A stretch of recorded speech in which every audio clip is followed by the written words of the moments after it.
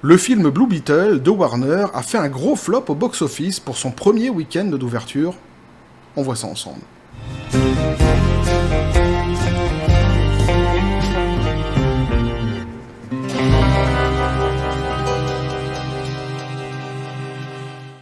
Mais c'est une fois de plus un super-héros qui fait un gros flop au box-office et au cinéma. Pété qu'a fait les copains.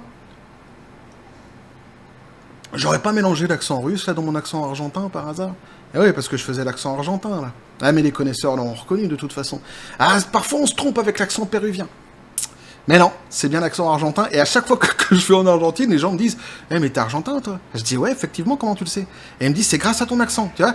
C'est mon côté un petit peu go-go gadget. Pourquoi, je ne sais pas. C'est mon côté espion, mon côté... je me fonds dans la masse. Ma force d'adaptation, pourrais-je dire. Mais c'est vrai que j'ai mis un côté russe, il me semble, quelque part. Je vais arrêter mes conneries ici, mais il me semble que j'ai mis un petit côté russe dans mon accent argentin. Les enfants terribles. Là aussi, je le tiens quand même pas mal. L'accent russe. Mais je parle toutes les langues en français. Ça, c'est une prouesse quand même qui est assez extraordinaire. Toutes les langues du monde, je les parle en français. C'est un truc de dingue. Et j'ai un accent à chaque fois parfait. C'est ça qui est génial. Hein. C'est assez fabuleux, effectivement. Je reviens donc sur le sujet initial de la vidéo, c'est toujours mieux comme ça. Donc, Blue Beetle a fait un gros flop pour son premier week-end d'ouverture au box-office. Alors, il faudra voir sur la durée, évidemment. Hein. On ne mesure pas le flop d'un film uniquement sur son premier week-end d'ouverture ou sur sa première semaine. Je l'avais déjà dit, hein, le box-office, c'est bien, mais ça veut pas tout dire. Parfois, on peut avoir des box-office qui cartonnent pour un film quelque part, et les gens viennent me voir en me disant hey, « Pourquoi tu parles de flop? Ici, ça cartonne !» Mais par exemple, je crois que j'avais illustré comme ça naguère. À l'époque, sur une précédente vidéo, j'avais dit imagine par exemple qu'il y a un film qui sorte que en France, tu vois, et il cartonne, mais vraiment un truc extraordinaire, à Télocher, dans un petit cinéma itinérant. Il cartonne pendant une semaine, 2 semaines, 3 semaines, 1 mois, 2 mois, 3 mois, que sais-je encore. Les gens dansent autour du film tellement ils sont contents, tu vois, ils font des feux et tout. Dans le village, ils en peuvent plus, tu vois. Et par contre, dans tout le reste de la France, personne ne se déplace pour aller voir le film. Et bien, au bout de 3 mois, 4 mois, c'est un gros flop. Même si c'est vrai qu'à Télocher, ça a cartonné. Et là, t'as le type de Télocher qui va venir sur ma chaîne et qui va dire « Ah, mais pourquoi tu dis que c'est un gros flop? Moi, le film, il a cartonné à Télocher, ça fait 3 mois qu'on danse autour. » Eh ouais, mais qu'est-ce que tu veux que je te dise? C'est la crise. C'est comme ça. Bref, donc voilà, ça expliquait un petit peu le pourquoi le box-office, ça fait pas tout. Donc on verra ce qu'il en est ici. Dans l'article, il nous donne à la fin de l'article justement quelques pistes pour nous expliquer un petit que pourquoi le film a fait un flop. Et moi, j'essaierai de vous donner une autre piste qu'on n'entend pas forcément justement dans les médias français en règle générale, mais qu'on entend par contre dans les presses spécialisées aux États-Unis. Hein, donc une piste qui n'est en règle générale pas tellement évoquée, mais qui, en tous les cas, est assez intéressante à développer, en tous les cas, tout du moins à connaître, hein, concernant ce fameux film. Et donc, on nous dit ici, Box Office US, Blue Beetle fait le pire démarrage de tous les temps, pour le DCU. Nouvelle catastrophe pour Warner, Blue Beetle, le dernier super-héros en date de leur écurie, a réalisé le pire démarrage de tous les temps pour un film DCEU. Le Blues Beetle. Ah tiens, je n'avais pas fait gaffe qu'il y avait un jeu de mots dans l'article, en lisant la première fois. Le Blues Beetle. Bon. Dès la semaine prochaine, Warner Bros. Pourra se vanter d'avoir produit le plus gros succès de 2023 au box-office états-unien, des États-Unis d'Amérique évidemment. En effet, le raz-de-marée Barbie est en passe de détrôner Super Mario Bros. Et ses 574 millions de dollars accumulés. Ça en faisait déjà du pancakes. Et alors je rigole, maintenant à chaque fois que je dis le mot, en fait, Barbie, tout simplement. Ou à chaque fois qu'on me parle de Barbie, parce que j'ai à chaque fois cette chanson dans la tête qu'un abonné a écrit dans les commentaires d'une précédente vidéo où je parlais de Bobby Girl. Et il avait écrit ça, I'm a Bobby Girl in a Bobby World. Et ouais, le petit jeu de mots, tu vois, avec Bobby Girl. Et du coup, je l'ai toujours en tête. Mais je l'aurai, à mon avis, jusqu'à la fin des temps. Ah, c'est fini, c'est baisé, maintenant. À chaque fois que j'entends Barbie, j'ai Bobby Girl dans la tête. C'est un truc de fou, quoi. Je suis habité par Bobby Girl. Oh. L'esprit de Bobby Girl est en moi, je vais devenir une enflure dans pas longtemps. Je me recentre. Donc, ah oui, donc merci hein, pour ce petit jeu de mots dans la chanson, évidemment, que je vais garder. Ah bah oui, Bobby Girl, la chanson que je viens de chanter, pour ceux qui ne connaissent pas, à quoi? Barbie Girl. Ah, mais Barbie Girl, in a Barbie World. Bref, gros succès dans les années 90. Pas forcément ma cam, gros succès quand même. Donc peu étonnant, puisque la comédie de Greta Gerwig a dépassé The Dark Knight pour devenir le meilleur score de tous les temps pour un film Warner, une réussite. Oula, tremblement de terre. J'ai fait trembler la table. Tremblement de terre, disait Dorothée. Une réussite bienvenue pour la Major, qui a sinon enchaîné les échecs cuisantes cette année. Alors là, pour moi, c'est un mystère, Barbie. C'est-à-dire que quand je réunis vraiment tous les avis autour de moi, aux gens à qui j'ai pu justement demander dans mon entourage, et qui ont vu le film, évidemment, sans quoi j'aurais pas demandé, ce qu'ils ont pensé du film, quasiment tous m'ont dit, écoute, t'as pas été le voir, ne te déplace pas, tu loupes rien. Tous m'ont dit, oui, on a regretté d'avoir été le voir, enfin, tous, beaucoup. Vraiment beaucoup, quoi. Et par contre, le film cartonne. Alors ça, du coup, ça reste un mystère pour moi. N'hésitez pas à me dire ce que vous en pensez, vous, pour ceux qui l'ont vu, justement, le film Barbie, et si vous avez une piste du pourquoi ce film cartonne tant, peut-être une publicité autour du film qui était vraiment géniale. Mais moi, de toute façon, j'irai pas le voir. Pourquoi ? Parce que Barbie, tout simplement, quoi. Ah ouais, mais c'est comme ça, moi, ça passe pas. Barbie, c'est pas possible. Ah non, non, non. Moi, j'ai passé quelques minutes, quand même, avec des Barbies quand j'étais petit. Ma sœur s'en souvient. Elle m'avait fait quelques coups foireux et elle a retrouvé ses Barbie chauves. Ah ouais, je t'assure. Ah ouais, mais elle avait été méchante avec moi, c'est pour ça. Et j'avais été chercher la tondeuse du chien dans le garage et je me souviens, j'avais pris une de ses Barbie. Et je l'avais chauvisée. Ouais, la Barbie, la pauvre. Si elle me regarde dans la vidéo, sache que je ne m'excuse absolument pas. Parce que souviens-toi de ce que tu m'avais fait aussi ce jour-là. Elle le méritait, ta Barbie. Bref, truc entre frères et sœurs, c'est normal, tu vois, la guerre, quoi. La guerre, comment je pourrais dire familiale. Ouais, les productions DC Studios sont les plus spectaculaires. L'insipide Shazam, la rage des dieux, n'a fait que 57 millions sur le sol américain. Son total s'élève ainsi à 133 à l'international pour un budget d'environ 225 millions. Si l'on prend en compte les frais de marketing, Shazam 2 est donc une véritable catastrophe annonciateur d'une mauvaise passe pour les super-héros. Évidemment, tout cela, on l'avait déjà vu ensemble sur la chaîne. Car DC a bel et bien réussi à faire encore pire quelques mois plus tard avec le carnage The Flash, qui aurait perdu plus de 200 millions au total, malheureusement pour la franchise. Le dernier opus en date, l'ennuyeux Blue Beetle, ne va pas améliorer cette situation. On avait vu aussi pour The Flash, on avait essayé aussi d'élaborer quelques pistes pour essayer de comprendre justement pourquoi ce fameux flop, et notamment le désamour qu'il y avait aux États-Unis autour de l'acteur Ezra Miller. Là aussi, c'était pas vraiment exprimé dans les presses en règle générale, en tous les cas les presses françaises, mais c'est vrai qu'aux États-Unis, ils en parlaient quand même beaucoup. Les gens l'ont dans le pif aux États-Unis à cause de ces déboires extra-professionnels, évidemment, et tout cela n'a pas aidé le film qui n'était pas non plus exempt de beaucoup de défauts déjà à l'avance. Déception en série, nous dit-on donc.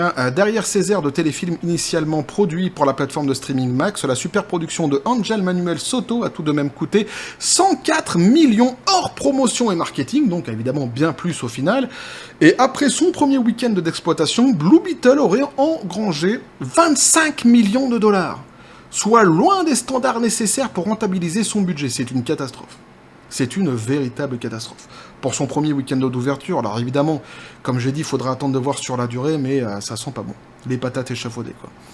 Le Scarabée, le Scarabée dépasse à peine Barbie, et c'est 21 millions, alors que la fable de Margot Robbie est sortie depuis plus d'un mois.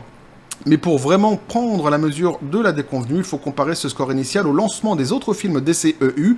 C'est simple, c'est le pire. Exception faite pour Wonder Woman 84, sorti en pleine pandémie et diffusé le même jour sur HBO Max. Les 11 précédents opus de l'univers partagé ont tous fait mieux, même les déceptions Birds of Prey, 33 millions, Shazam 2, 30 millions, de Suicide Squad, 26 millions.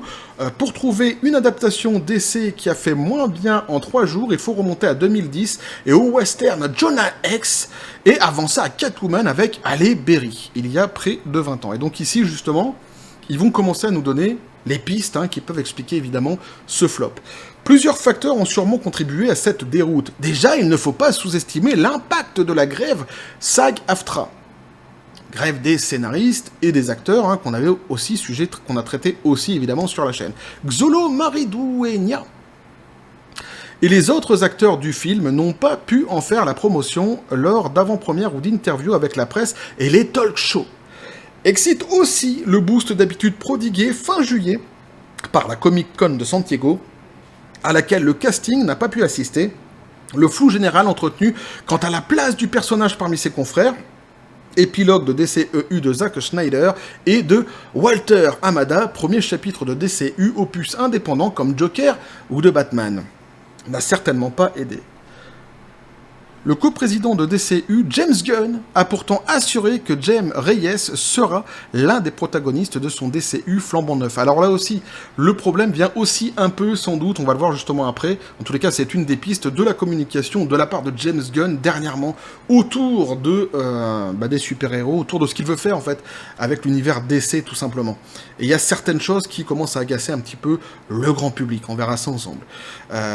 Donc un protagoniste de son DCU flambant neuf, mais rien ne l'indiquait dans la bande-annonce ou dans le film lui-même. Blue Beetle pourrait peut-être faire mieux dans les semaines qui viennent, mais au vu des premiers retours critiques, un bouche à oreille positif est loin d'être assuré avant le reboot Superman Legacy prévu pour 2025. Tous les espoirs de DC reposent donc sur les épaules d'Aquaman, le royaume perdu qui sortira en décembre après le succès éclatant du premier opus, plus d'1 milliard de dollars dans le monde. Jason Momoa pourra-t-il redorer le blason de la marque? Affaire à suivre, évidemment, on verra ça ensemble. Alors, une autre piste, donc, qui n'est pas forcément évoquée dans la presse française, mais qui, par contre, est évoquée très souvent dans la presse spécialisée aux États-Unis,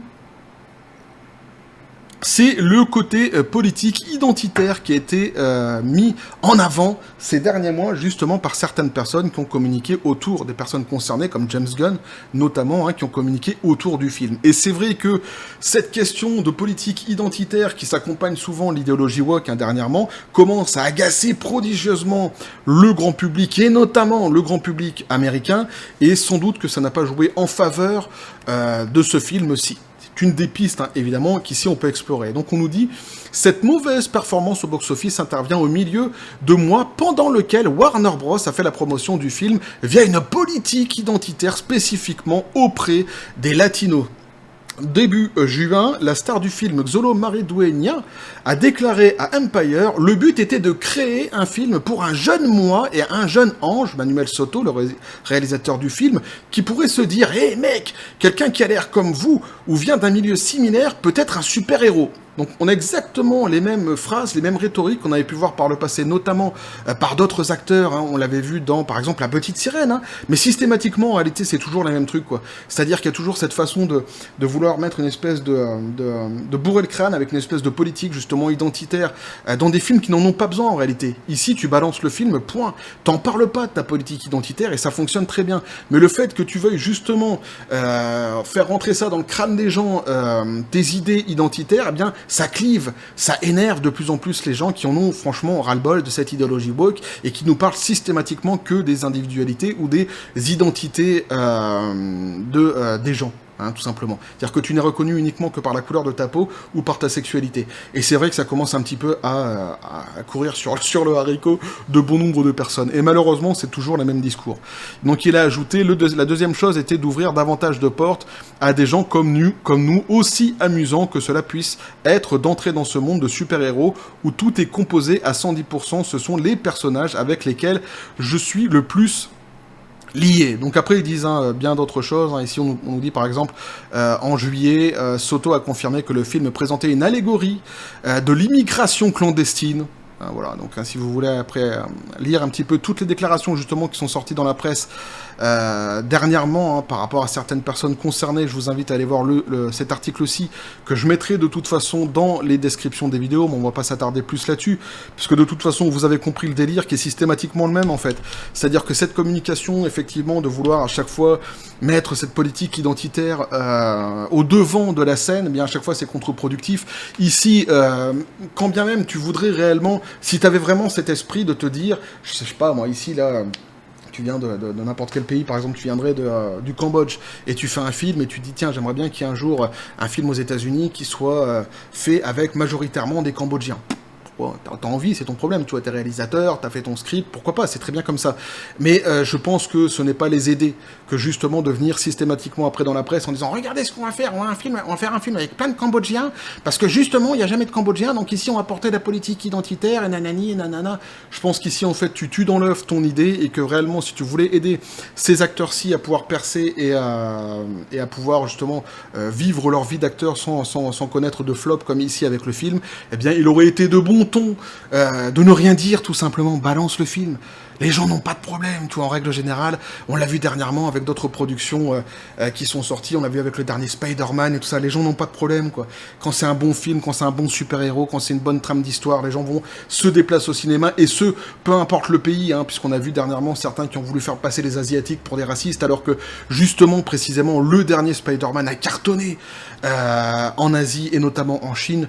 Donc les gens n'ont pas de problème. Mais le problème que les gens, ils ont, par contre, c'est avec cette idée systématiquement de vouloir à chaque fois prendre la fourche, quoi, et de sortir dans la rue en disant je vais vous asséner mes coups d'identité, de politique identitaire, pour que vous compreniez bien de où je viens et que vous êtes autre chose que ce que moi je suis et que nanani et que nana.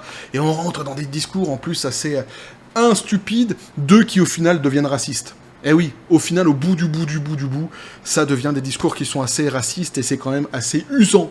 C'est chiant, pour dire les choses clairement, et c'est une des choses qui a participé aussi à la mauvaise publicité autour de ce film. Alors, on l'a vu ici notamment avec certaines personnes concernées, directement dans le film, mais aussi par James Gunn, pareil aussi, il a parlé dans les médias dernièrement de cette fameuse politique identitaire à laquelle il tient, visiblement, pour la suite. Mais tu vois, mais même si c'était vrai, mais même s'il y tenait, le mieux c'est de rien dire, vraiment, fais ton projet, va au bout de ton projet.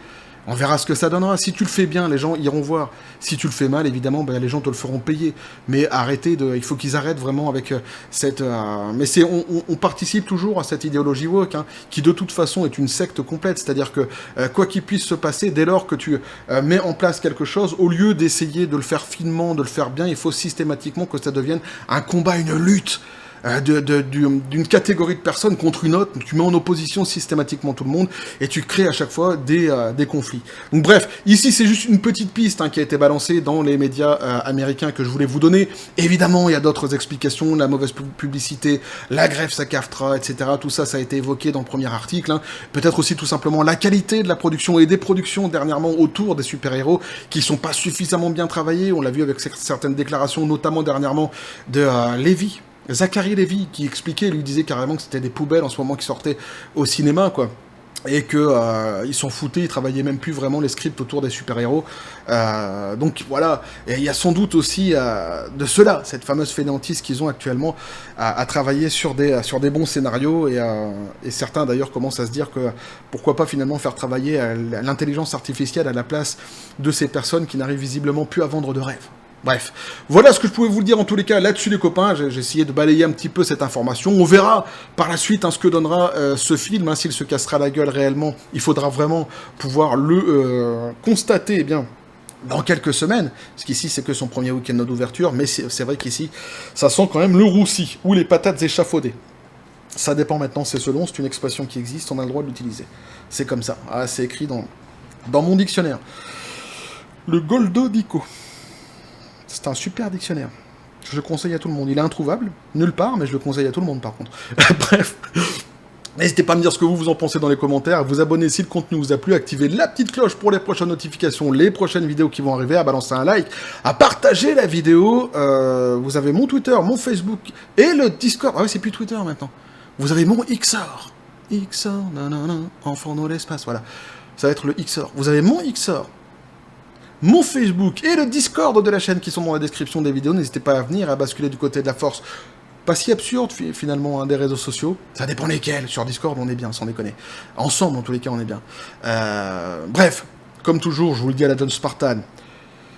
Paix et félicité. Et normalement, je devrais dire... Et ouais, level up. 5000 abonnés sur la chaîne. On a passé le cap, les copains. C'est un truc de dingue. Il faut que je vois ce que je vais faire avec tout ça. Je sais pas encore. Une FAQ. J'en avais déjà fait une pour les 1000 abonnés. Donc là, je sais pas si ça vaut vraiment bien le coup. Peut-être une radio libre. N'hésitez pas, à me dire dans les commentaires... éventuellement ce que vous préféreriez. Une FAQ, une radio libre. En ce moment, je suis en train de penser à ou l'un ou l'autre. Pas les deux, en tous les cas. La radio libre, je pense que c'est ce qui serait le plus malin. Bref, je suis encore en pleine réflexion. Et que la force soit avec vous.